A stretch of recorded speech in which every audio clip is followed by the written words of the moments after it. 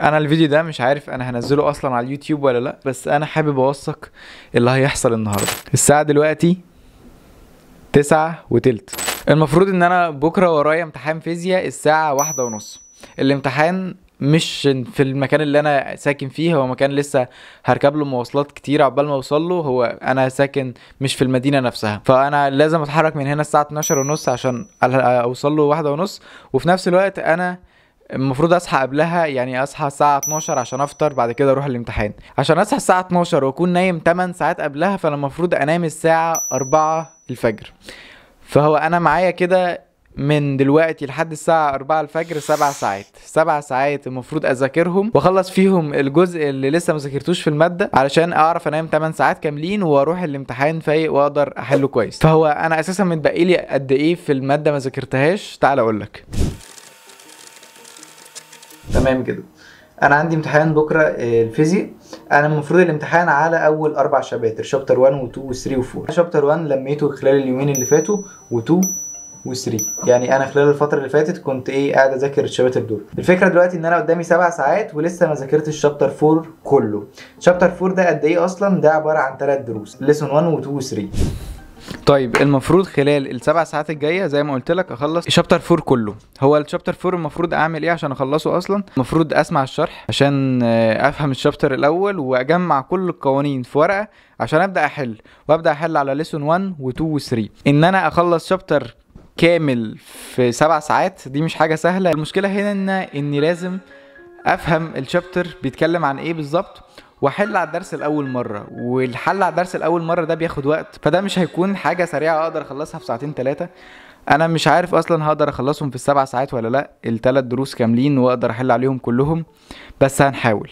طيب انا عشان ابدا اذاكر اساسا عملت خطه كده صغيره. المفروض ادخل دلوقتي على اليوتيوب ابحث عن شرح شابتر 4 عشان اسمع شرح الشابتر كله وافهم الشابتر كله بيتكلم عن ايه. بعد كده امسك الكتاب وابدا احل على كل درس لوحده خالص علشان الم الدروس بشكل كويس.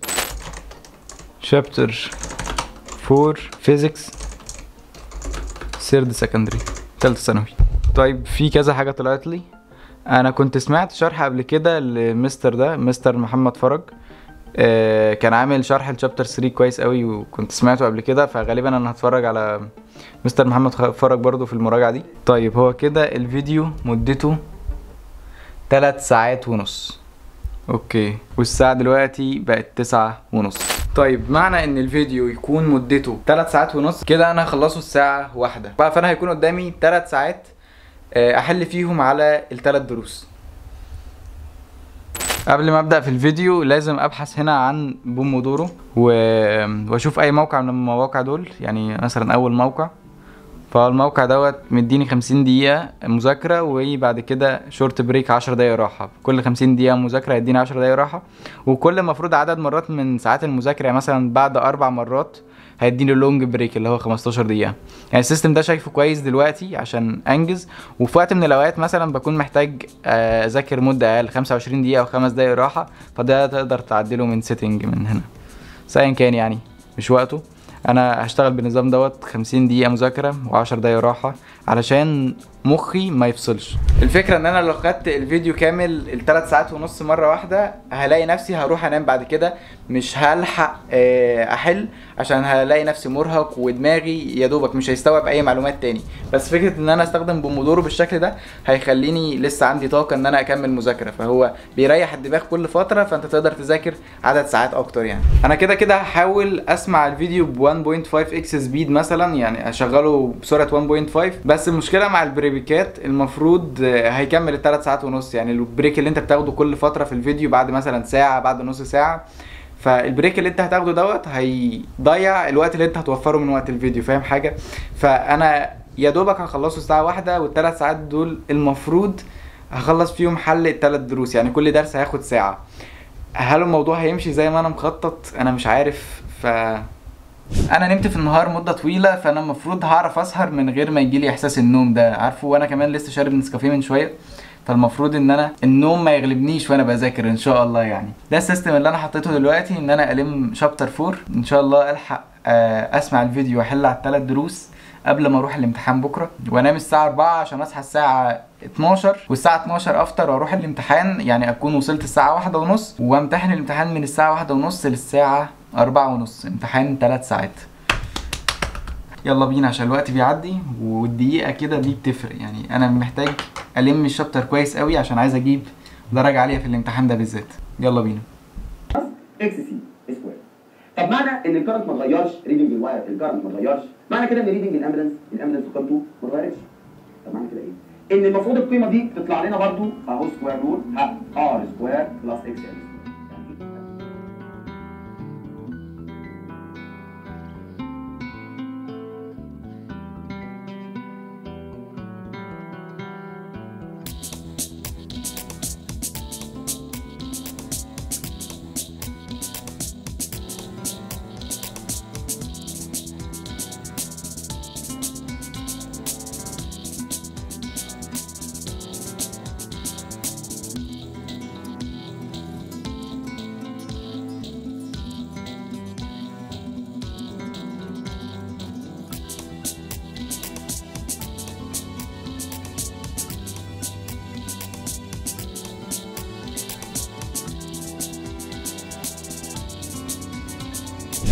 طيب بعد تقريبا ساعة ونص من المذاكرة ان انا بشوف الشرح والحل وكده، بكتب الرولز عشان اشوف هقدر احل على الشابتر ده ازاي. لقيت ان المستر في اجزاء كتيرة ما شرحهاش، مستر محمد فرج، وهو بادئ يحل، وفي اجزاء كتيرة من اللي هو بيحلها انا مش فاهمها. هو ما شرحش كل حاجة في بداية المراجعة، هو كتب القوانين بس وبعد كده بدأ يحل على طول. هضطر دلوقتي اوقف مذاكرة او اوقف الفيديو اللي هو قاعد يحل فيه، واروح اشوف فيديو تاني يشرح او يراجع على الشابتر يكون شارح تفاصيل اكتر، عشان انا كده مش فاهم اي حاجه وبضيع وقت. فهو وقت كتير ضاع بصراحه في حته ان انا بشوف اسئله وانا مش فاهم هي جت ازاي، هي اتحلت ازاي بالطريقه ديت. بس ان شاء الله خير. طيب انا دخلت وعملت سيرش برضو على نفس الكلام اللي انا كنت عملت سيرش عليه من شويه، شابتر 4 فيزيكس ثالثه ثانوي، ولقيت ان المستر دوت عامل مراجعه كويسه قوي. هي مراجعه مدتها ساعتين بس بيشرح فيها، يعني ما بيحلش خالص، هو المراجعه كلها شرح. اعتقد هتكون احسن بكتير من اللي انا كنت بعمله. يعني هو شرح اول نص ساعه تقريبا وبعد كده بدأ يحل على طول، فهو ما شرحش كل التفاصيل. ولكن هنا هو الفيديو ساعتين بيشرح، فانا هشوف بقى الوقت هيمشي ازاي بالطريقه ديت. فانا هبدأ الفيديو ومعايا التايمر البومودورو دوت شغال بيه برضو، باخد كل 50 دقيقة باخد 10 دقايق، وان شاء الله الوقت يكفي والحق اخلص واحل شوية، لان لازم موضوع الحل دوت. فكرة ان انا اعتمد على شرح سماعي واروح احل في الامتحان على طول ده غلط جدا، يعني هتفاجئ بالاسئلة في الامتحان، فانا مش عايز اعمل كده.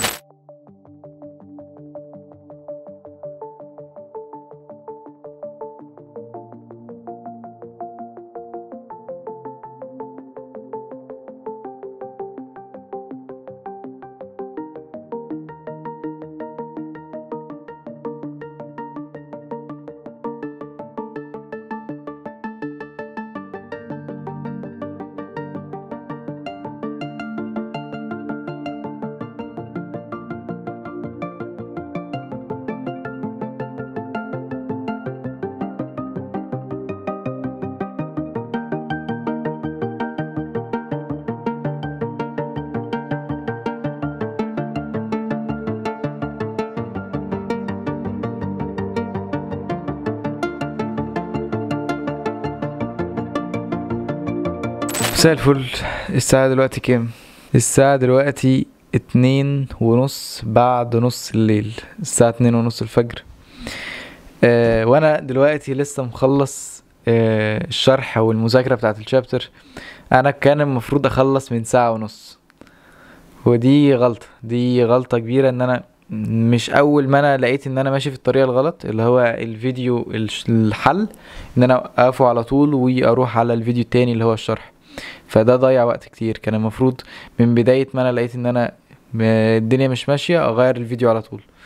بس ايا كان اللي حصل، انا كده قدامي 1:30 ساعة وانام، علشان انام 8 ساعات كاملين واصحى للامتحان واكون فايق في الامتحان. يعني انا هحاول اعمل اكتر عدد من الاسئلة خلال 1:30 دول، ولو الدنيا زنقت خالص ممكن اكمل ساعة كمان يعني. هو الفكرة ان انا مش عايز اقلل عن 8 ساعات او جوه الامتحان والاقي نفسي مش فايق مثلا. بس هو لو نمت 7 ساعات ده مش وحش برضو، ده مش قليل قوي يعني. ف... فتمام يعني، على حسب الاسئله هتمشي ازاي. المفروض ان انا هبدا احل دلوقتي على الشابتر وان شاء الله خير. ملاحظة بسيطة كده للي بيتفرجوا على الفيديو وعندهم سؤال، انا بحط على طول في الديسكريبشن بتاعي لينك الانستجرام، فلو عندك اي اسئلة هتلاقي اللينك تحت في الديسكريبشن، تقدر تروح وتسألني هناك اللي انت عايزه. الفيديو ده انا عامله عشان اوثق اللي حصل يعني، عامله علشان اشوف مثلا بعد سنتين اللي كان بيحصل فيا والزنقة والمذاكرة والسهر وبتاع. مش صح انك تزنق نفسك الزنقة دي وتقعد تذاكر اخر شابتر ليله الامتحان. هو امتحان مش اخر السنه ولا امتحان في مدرسه، امتحان في درس عادي يعني. المدرس عامل لنا امتحان شامل كده على منهج الفيزيكس اللي خدناه بما اننا وصلنا لنص السنه. هو مش امتحان فاينل زي ما بقول، بس هو المفروض تذاكر باول باول وما تعملش اللي انا بعمله ده. طالما اخطأنا في الماضي نضع اخطاء الماضي في الماضي وايه، ونعمل اخطاء جديده. وقصدي ان احنا ايه، اللي حصل حصل واحنا بنحاول نحله دلوقتي، بس ان شاء الله الفتره الجايه هنذاكر اول باول وما نتزنقش الزنقه دي تاني. هروح احل بقى الاسئله دلوقتي، يلا بينا.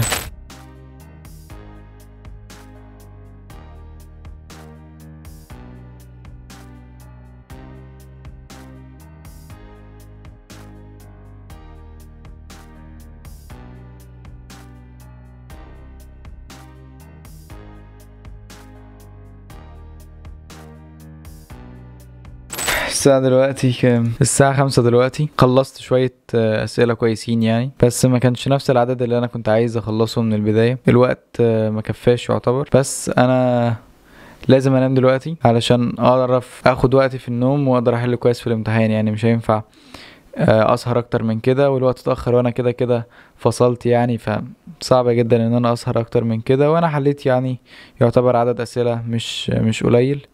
المفروض اني هصحى الساعة 12 عشان الامتحان الساعة 1:30، فيدوبك انام 7 ساعات يعني. وانا مش قادر اتكلم، مفيش اي حاجة في دماغي دلوقتي. فنتقابل بكرة ان شاء الله ونروح الامتحان ونشوف الدنيا هتمشي ازاي بكرة. وان شاء الله ما يجيش اسئلة كتيرة قوي من الشابتر ده، عشان يعتبر اكتر شابتر وقع مني بما اني ما ذاكرتوش اول باول وكان متراكم عليا. فلما لميته في 7 ساعات ما دخلش دماغي قوي، على عكس الشباتر التانية ان انا اديت له كل شابتر وقته واديت له كل درس وقته وكنت بذاكر كل درس في يوم وبتاع.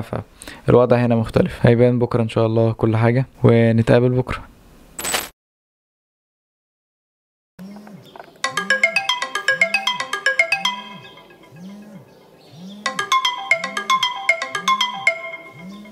صباح الخير، انا لسه صاحي دلوقتي. الساعة دلوقتي 12:15. هروح افطر واجهز الشنطة وبعد كده هروح على الدرس. الوقت يا دوبك يعني، ان شاء الله خير.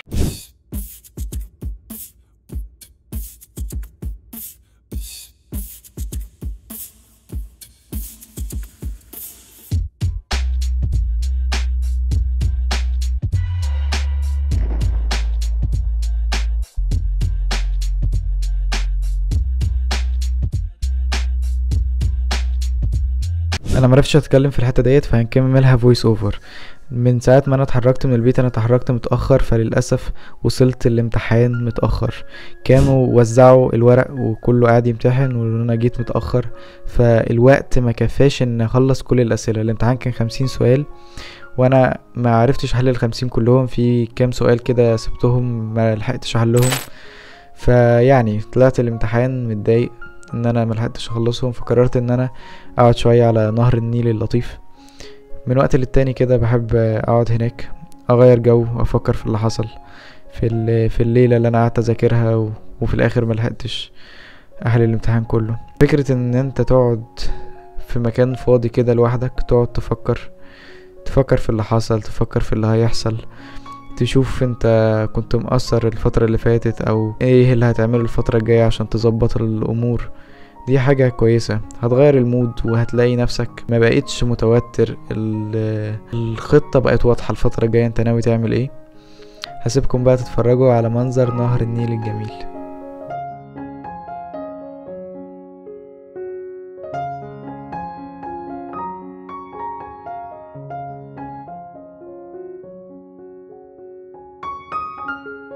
وهنا بقى ركبت المواصلات تاني، الحمد لله المود بقى احسن، وحاليا في طريقي الى المنزل. يلا بينا.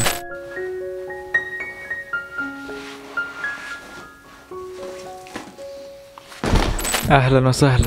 لسه راجع من الامتحان حالا، كان امتحان طويل قوي يعني، امتحان 50 سؤال 3 ساعات زي بالظبط اللي المفروض هيجي اخر السنه، وما كانش سهل، بس الحمد لله الواحد حل اكبر قدر من اللي يقدر عليه يعني، والنتيجه المفروض هتظهر بعد اسبوع من دلوقتي، فخير ان شاء الله. وهو بس كده يعني، انا كنت حابب اوثق اللي حصل، التجربه، الزنقه، السهره، المشوار، اللجنه، يعني الحاجات دي هتبقى لذيذه لما اجي اتفرج عليها بعد كام سنه من دلوقتي. انا نزلت الفيديو ده على اليوتيوب، فعايز اقول لك انت ممكن تنزل تعمل سبسكرايب في الشانل وتفعل الجرس عشان يجيلك فيديوهات تانية، تعمل لايك لو الفيديو عجبك، نكمل نعمل فيديوهات اكتر زي كده، او نعمل فيديوهات مختلفه. القناه اصلا فيها فيديوهات متنوعه، النوع دوت من الفيديوهات موجود. كنت منزلت قبل كده على الشانل فيديو يوم كامل في حياة طالب ثانوية عامة، ونزلت فيديوهات نصايح وسلاسل كده، ممكن تدخل على بلاي ليست وتشوفها.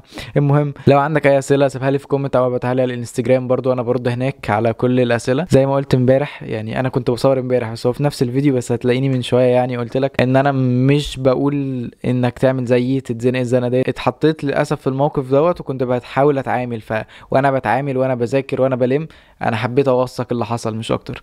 فبس كده، دي كانت كل حاجة بالنسبة للفيديو النهاردة. كان معاكم ديفيد هاني، طالب في سنة تالتة ثانوي السنة دي، وبيس.